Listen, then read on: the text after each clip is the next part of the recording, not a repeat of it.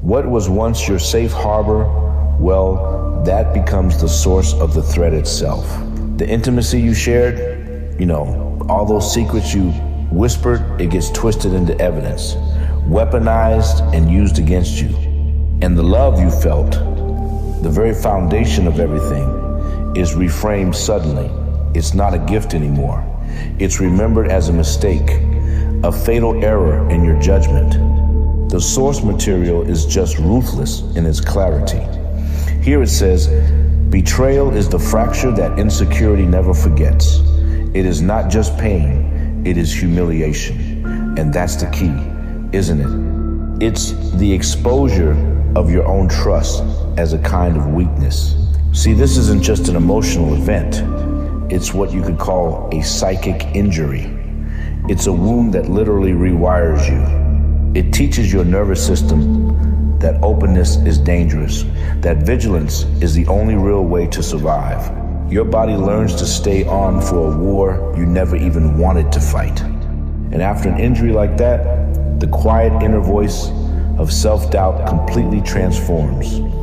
Insecurity stops whispering its anxieties. It starts screaming warnings. Now every shadow holds a threat. Every silence is hiding a plot. So what does this new state of high alert actually look like? Well, the source calls these the faces of insecure betrayal.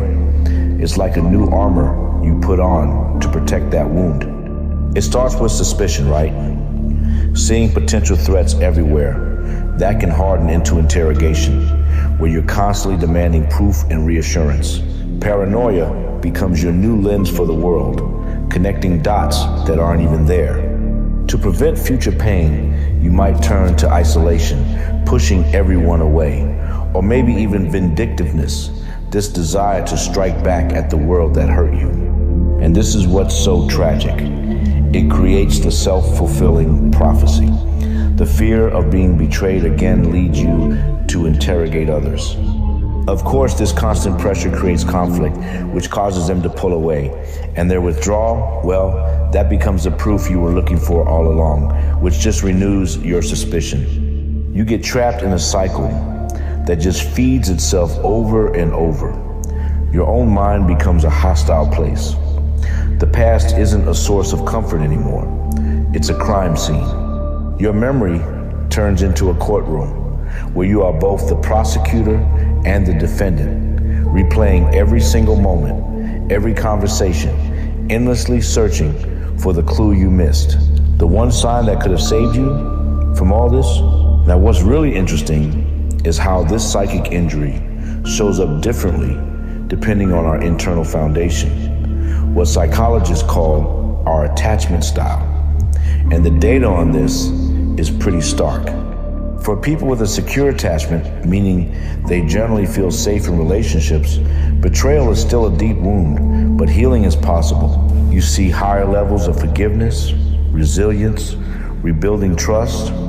But for those who are already struggling with insecurity, the wound is catastrophic.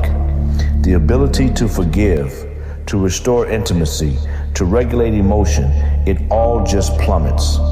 Because for them, the betrayal confirms their deepest fear that they were never really worthy of loyalty in the first place. So here's the crucial point, the real takeaway. The ultimate violence of betrayal isn't just the breaking of trust with another person. It's the shattering of trust in yourself.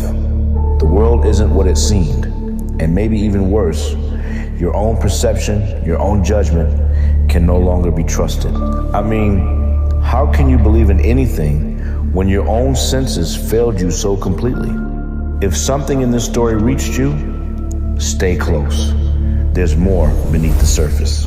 If this spoke to you, feel free to like and subscribe to The Root Within.